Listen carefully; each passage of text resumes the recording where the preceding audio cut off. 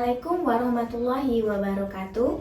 Perkenalkan, saya Vita Wahini, mahasiswa PPG dalam jabatan kategori 2 tahun 2022 dari LPTK Universitas Negeri Surabaya. Pada hari ini, 13 Desember 2022, saya akan melaksanakan uji kinerja pembelajaran kelas 11 SMK jurusan Teknologi Laboratorium Medik dengan materi cacing Enterobius vermicularis. Selamat menyaksikan.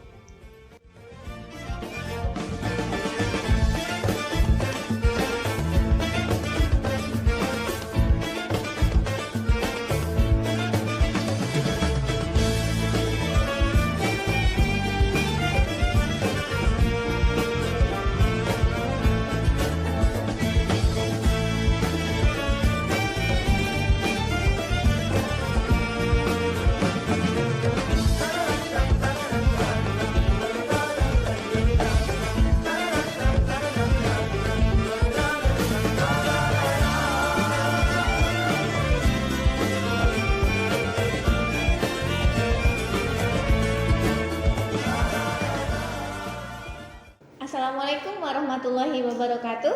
Waalaikumsalam warahmatullahi wabarakatuh. Selamat siang semuanya. Siang, Bu. Apa kabar? Alhamdulillah baik. Alhamdulillah. Siap untuk belajar? Siap, Bu. Siap. Kalau begitu, Rizky, siapkan terlebih dahulu. Siap, gerak. Berdoa, mulai.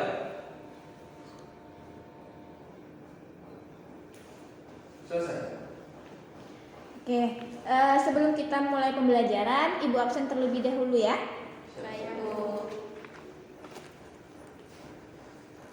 Vika Indah, Juliana Simanjunta, Hadir, Bu. Melda Afriani, Hadir, Bu. Nadia Suci, Hadir, Bu. Naswa Sarlita, Hadir, Bu. Nuha Khairunisa, Hadir, Bu.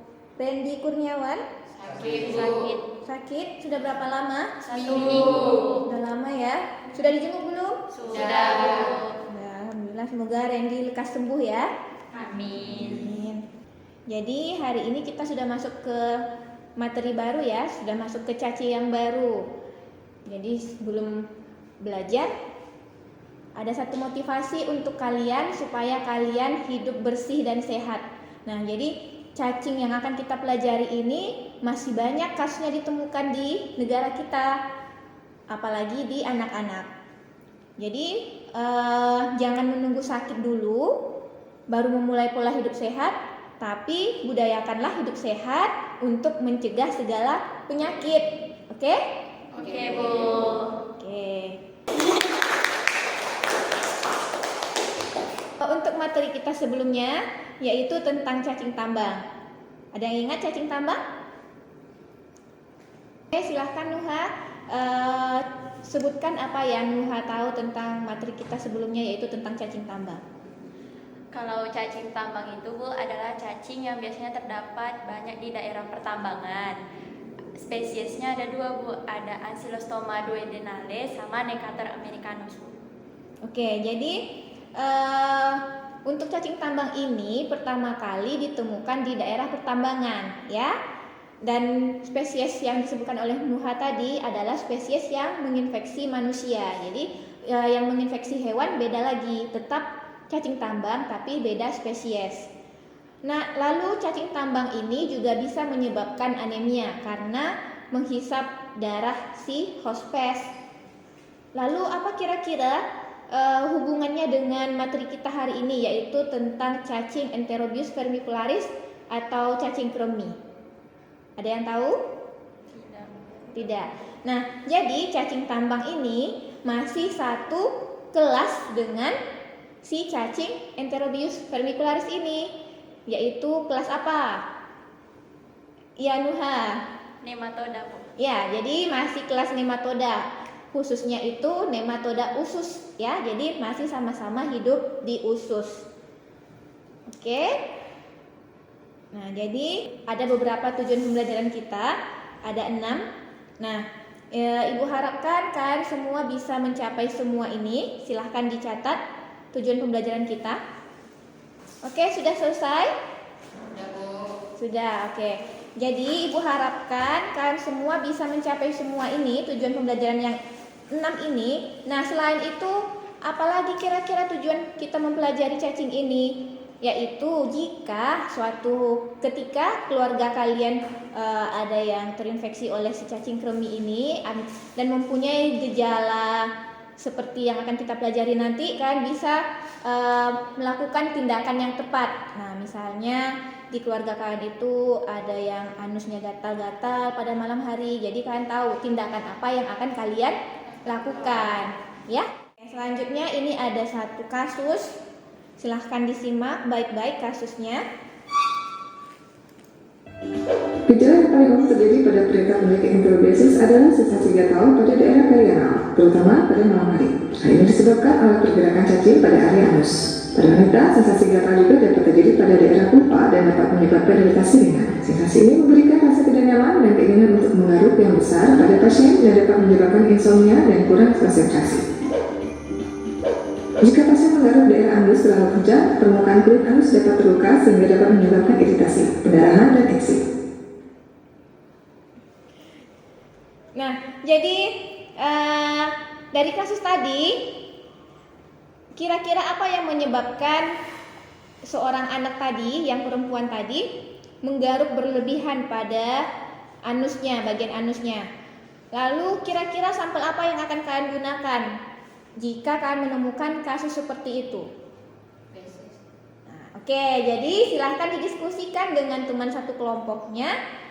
Diskusikan, dicari apa penyebabnya kira-kira anak tersebut seperti itu. Lalu nanti kalian cek, kalian lakukan pemeriksaan apa yang menyebabkan anak tersebut menggaruk. Nah, setelah itu kalian presentasikan di depan, oke? Oke, jadi Ibu bagi kelompok menjadi 3 kelompok. Satu kelompok terdiri dari 3 orang. Jadi ini ada 3 kelompok. Silahkan duduk berdasarkan kelompok masing-masing. Kelompok 1 di sini, kelompok 2, kelompok 3. Oke? Oke, Bu.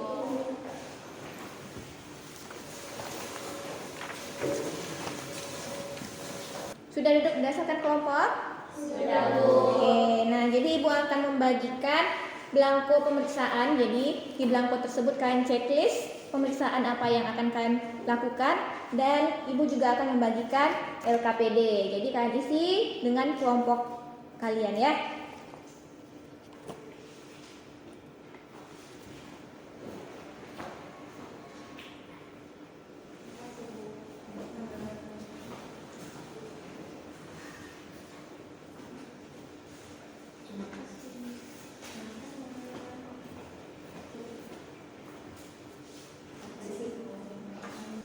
Nah, silahkan diisi LKPD-nya. Minggu lalu Ibu sudah memberikan modul ke kalian, sudah dibaca? Sudah, oke.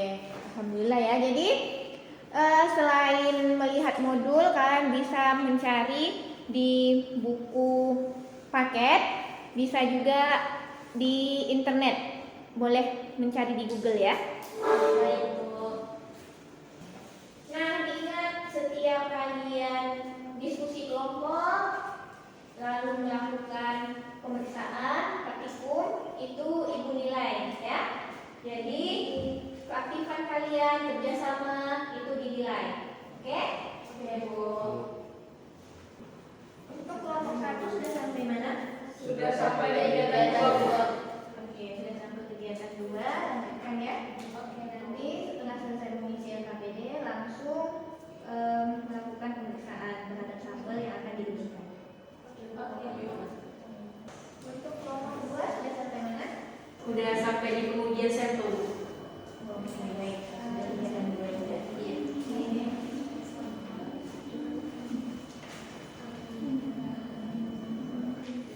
Kelompok 3 sudah sampai mana? Kegiatan 2, Bu. Oke, baik. Sudah masuk kegiatan 2. Berarti sudah hampir selesai nih ya. Nanti kalau sudah selesai, silahkan lakukan pengujian sampel yang kalian kumpulkan itu di sini.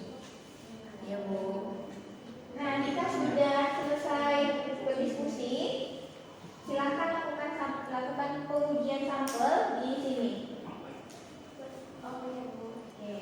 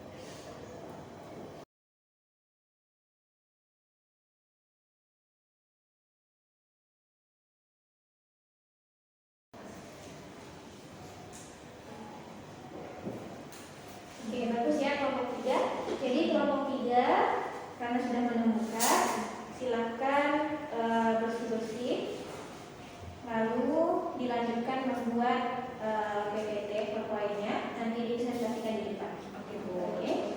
Nanti kalau mau difoto, foto aja dulu. Nanti ini diselipkan di PowerPoint-nya langsung. Iya. Oke. Kelompok 1 menggunakan metode berapa? 40 sudah diatur. Belum. Nah, diatur diatur semuanya, lalu apalagi yang diatur? Pembahasannya diturunkan sedikit. Kondensornya dinaikkan setengah, lalu diafragmanya dibuka setengah.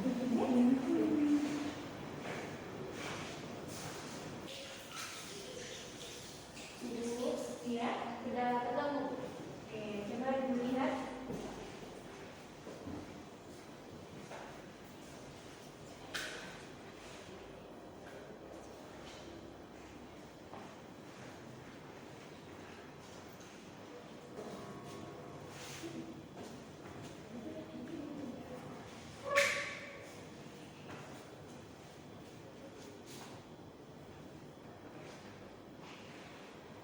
Ya, benar ya.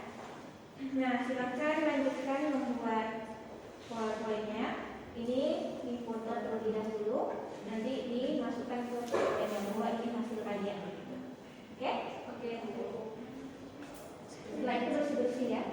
Baik, Bu. Kelompok 2 sudah? Ibu, hasilnya tidak jadi belum tidak ditemukan. Iya, sudah ditemukan ya.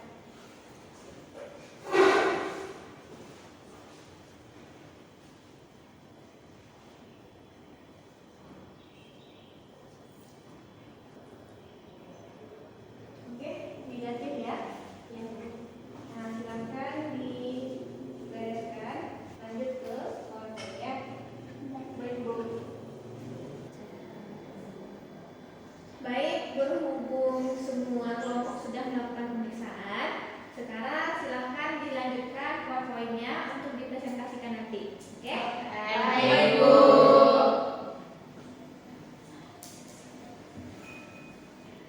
Untuk kelompok 1 sudah sampai mana? Lagi masukkan foto ke PowerPoint-nya. Oke.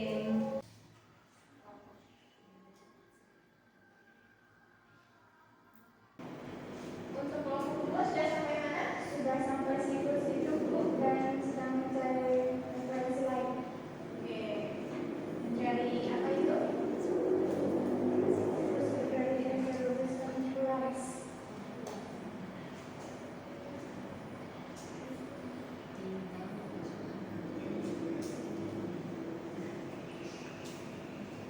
Oke, silakan dilanjutkan kelompok 2.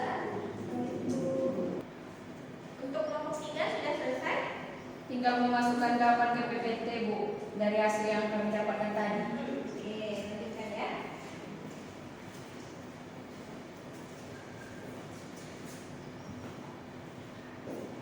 Karena ini sudah siang, pasti sudah lemas kan? Sudah capek. Jadi kita senam dulu, oke? Oke, Bu. Yuk berdiri.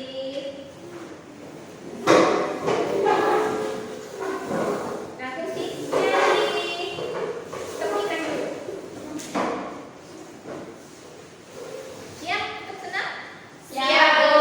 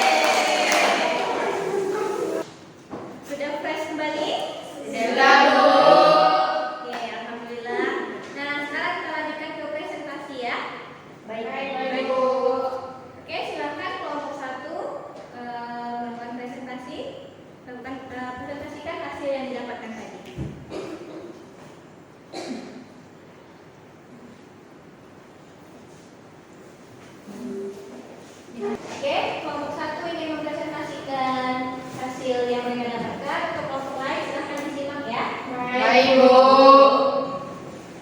Assalamualaikum warahmatullahi wabarakatuh. Waalaikumsalam warahmatullahi wabarakatuh. Perkenalkan, kami dari kelompok 1 yang beranggotakan saya Nadia, di sebelah saya ada Rizky dan di sebelah saya ada Nuha. Baiklah, tanpa membuang banyak waktu, materi akan disampaikan oleh Nuha. Kepada Nuha, kami persilakan. Baiklah teman-teman, pada siang yang berbahagia ini saya akan mempresentasikan tentang cacing kremi. Cacing kremi atau yang kita kenal dengan Enterobius vermicularis itu biasanya banyak terdapat pada anak-anak. Nama penyakitnya adalah enterobiasis atau oxalisbiasis. Biasanya ini tuh terdapat banyak sekali pada hospes definitifnya, terutama pada manusia. Selanjutnya, pada pemeriksaan tadi kami menemukan telur cacing enterobiasis pada anak kelas 3 SD, seperti yang terdapat pada gambar di layar. Yang ciri-cirinya, pertama itu bentuknya oval. Kemudian dia memiliki sisi asimetris, di mana yang satunya membulat dan satunya lagi mendatar. Kemudian dinding telurnya terdiri atas hialin. Dia tidak berwarna dan transparan. Biasanya ukurannya 50 mikrometer sampai 60 mikrometer dikali 30 mikrometer dikali 30 mikrometer. Biasanya telur ini berisi larva infektif. Kemudian morfologi cacing dewasanya, yang pertama cacing betina. Ini yang besar ini. Itu ukurannya biasanya 8 sampai 13 mm. Kemudian dia memiliki ekor yang runcing seperti jarum, seperti pada gambar di depan yang ini. Kemudian pada bagian depannya terdapat pelebaran kutikula seperti sayap yang disebut alea. Dan vulvanya terdapat di daerah 1/3 dan 2/3 badan depan, kira-kira di sini. Kemudian pada cacing jantannya biasanya itu ukurannya lebih kecil, 2 sampai 5 mm. Dia mempunyai ekor yang melengkung sehingga bentuknya menyerupai tanda tanya, seperti pada gambar di sini. Ini ekornya. Kemudian dia memiliki spikula tunggal yang jarang sekali terlihat, dan biasanya cacing jantan itu akan mati setelah melakukan kopulasi atau perkawinan. Lanjut, siklus hidup. Siklus hidup orang yang terkena terinfeksi cacing kremi ini, biasanya cacing jantan dan cacing betinanya itu melakukan perkawinan. Kemudian cacing betinanya akan bermigrasi ke daerah anal pada malam hari untuk meletakkan telurnya. Kemudian orang yang biasanya terinfeksi cacing ini dia akan menggaruk-garuk pada malam hari. Jadi telurnya itu jatuh di spray atau nyangkut di jarinya. Kemudian telurnya itu di luar hospesnya dia akan berubah. Isi telurnya itu akan berubah menjadi embrio yang matang pada waktu 4 sampai 6 jam. Kemudian telur yang sudah berisi embrio yang matang tadi itu nanti akan masuk lagi ke dalam mulut, bisa saja lewat makanan atau lewat makanan atau sebagainya. Kemudian nanti telurnya itu akan bermigrasi ke usus halus, kemudian dia menetas menjadi larva dan begitu juga seterusnya.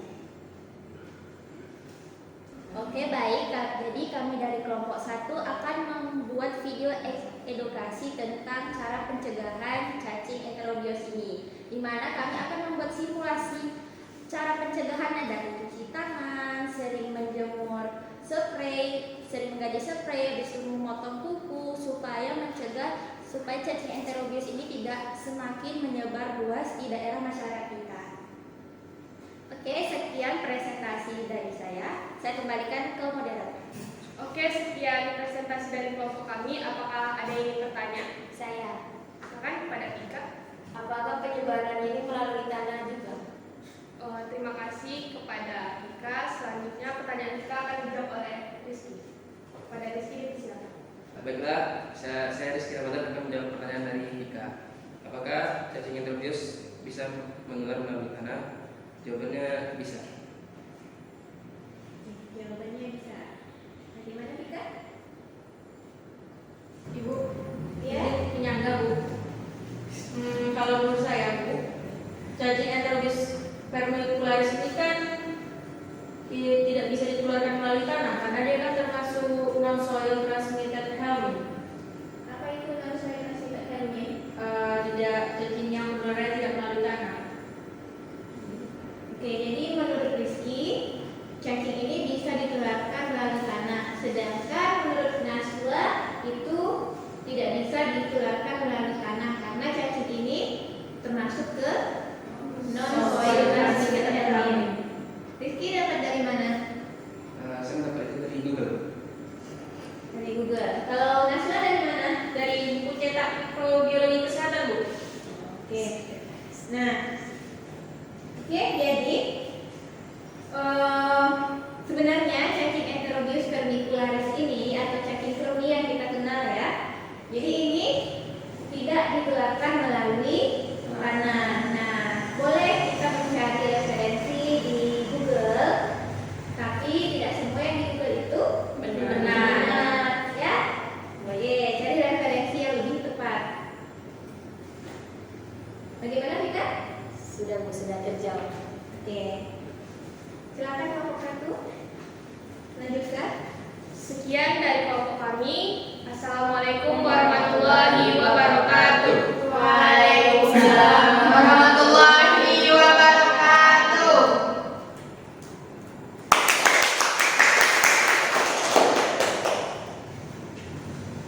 Oke, kita lanjut presentasinya ke kelompok 2 ya. Silakan kelompok 2.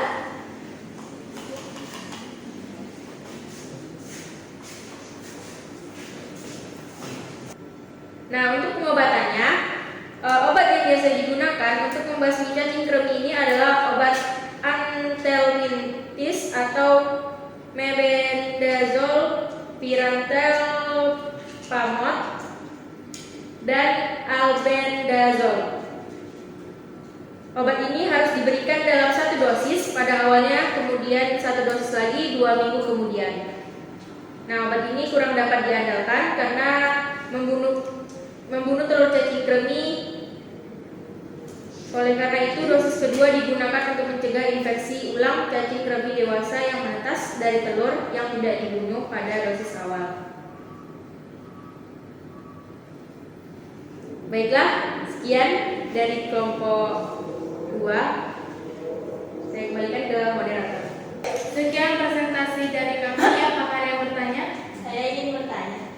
Baik, silakan. Jadi kan cacing Enterobius ini bisa bermigrasi ke sistem reproduksi. Apakah obat-obatan yang disebutkan tadi itu bisa mengobati cacing Enterobius di mana dia itu sudah bermigrasi ke sistem reproduksi? Baiklah, atas pertanyaannya dan akan dijawab oleh. Baiklah, saya akan menjawab pertanyaan dari Muhammad.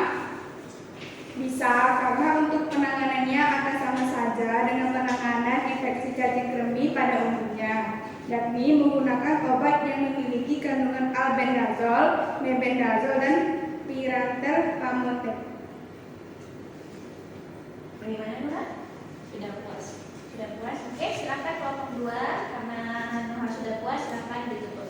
Jadi kami dari kelompok 2 akan membuat video TikTok yaitu untuk mengedukasi masyarakat tentang pengobatan yang benar, yaitu untuk mengobat cacing Enterobius vermicularis. Oke. Oke, tepukan tangan untuk kelompok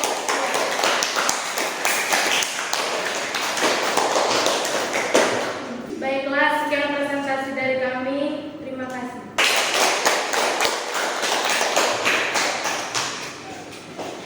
Oke, kita lanjutkan ke kelompok terakhir ya. Kelompok 3, silakan presentasi hasilnya. Baik, cara mendiagnosis untuk cacing Enterobius vermicularis ini ada 2, yaitu untuk cacing dewasanya. Dengan cara cacing dewasa ditemukan dalam feses, dicuci dalam larutan NaCl yang agak panas, kemudian dihomogenkan sampai cacingnya tersebut lemas. Selanjutnya diperiksa dalam keadaan segar atau dimatikan dengan larutan fiksasi. Untuk mengawetkannya, gunakan alkohol 70% yang agak panas. Untuk mendiagnosis telur cacingnya sendiri, dilakukan dengan cara yang kita lakukan barusan, tapi itu biasanya sangat jarang ditemukan, paling hanya 5%. Dan ada juga cara yaitu Graham spotted, yaitu metode yang menggunakan preanal swab, yaitu swab yang diambil di daerah sekitar anal dan biasanya sampelnya diambil pada malam hari. Kami melakukan pemeriksaan pada feses anak SD dan ditemukan hasil positif terinfeksi cacing Enterobius vermicularis. Jadi untuk mengedukasi masyarakat, kami akan membuat ilustrasi miniatur tentang penyebaran ataupun daerah-daerah penyebaran cacing Enterobius vermicularis, sehingga dapat mengedukasi anak-anak, orang dewasa dengan ilustrasi yang kami buat. Dari materi yang kami sampaikan, ada yang ingin ditanyakan atau yang kurang jelas? Silakan bertanya. Kalau ada Yang bertanya? Ya, silakan Naswa. kenapa penularannya bisa melalui jari? Baiklah, saya akan menjawab pertanyaan dari Naswa. Kenapa penularan itu bisa melalui jari itu karena pada malam hari cacing kremi ini dia tuh berimigrasi ke sekom atau keluar anus, sehingga mengakibatkan gatal yang sangat hebatnya, dan tanpa sadar tuh penderita tuh mengganggu bagian anamnya atau anusnya. Jadi dia akan menempel ke jari atau ke kuku, dan apabila kayak jari atau kuku itu menempel pada spray itu juga bisa menempel pada alas seperti itu. Jadi dia bisa karena itu sih kenapa jari itu termasuk ke dalam penularan itu. Bagaimana Naswa? Cukup? Ya. Silakan kelompok 3 ditutup. Baiklah, jika tidak ada yang ditanyakan lagi, kami tutup presentasi kami pada siang hari ini. Sekian, terima kasih. Assalamualaikum warahmatullahi wabarakatuh. Waalaikumsalam warahmatullahi wabarakatuh.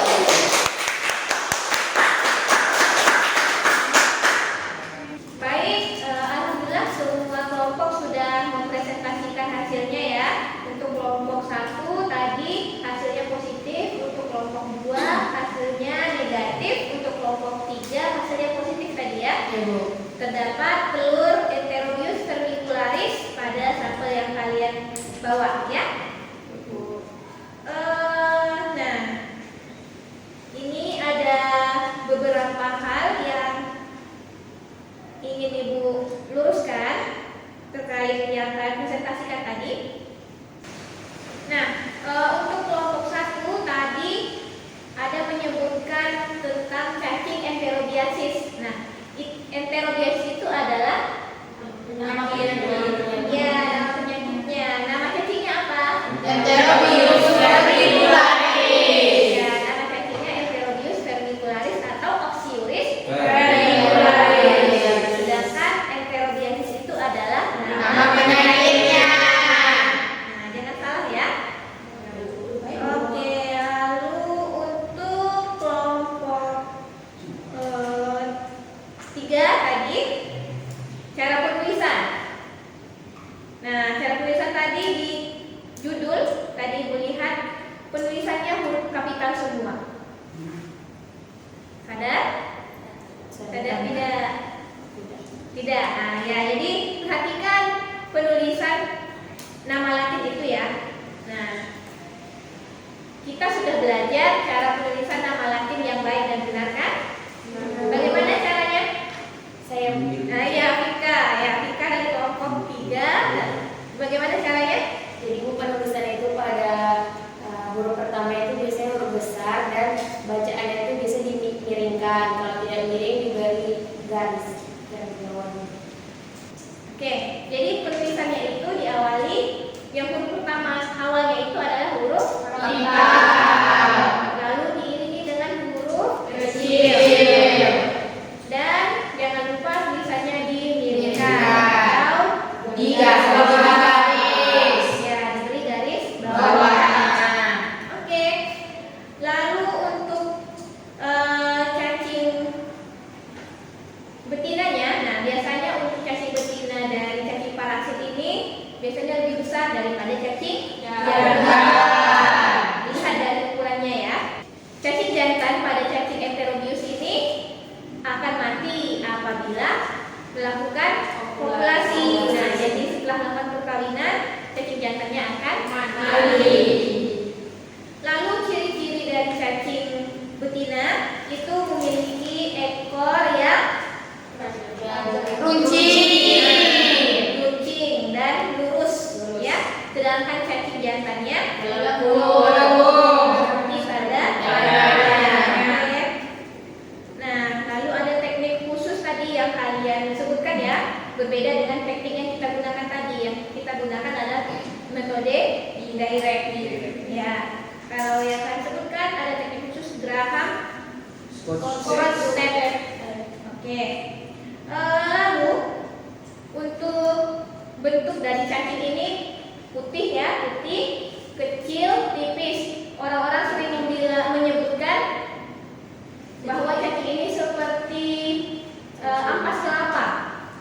Nah, jadi kalau kalian pernah melihat ampas kelapa setelah diparut lalu diambil santannya, nanti kan kering. Nah, kurang lebih seperti itu, kecil-kecil, tipis dan putih. Siapa yang bisa menyimpulkan pembelajaran kita hari ini? Saya, Ya, silahkan Tika. jadi penyakit yang disebabkan oleh cacing Enterobius vermicularis itu enterobiasis atau psoriasis. Oke, lalu ada lagi yang bisa menyimpulkan? Ya, Nuha, silakan. Kalau morfologi telur cacingnya itu dia kalau bentuknya oval, habis itu ada sisi asimetris, habis itu biasanya berskala infektif. Pada mikroskop itu dia tidak berwarna dan transparan. Ya.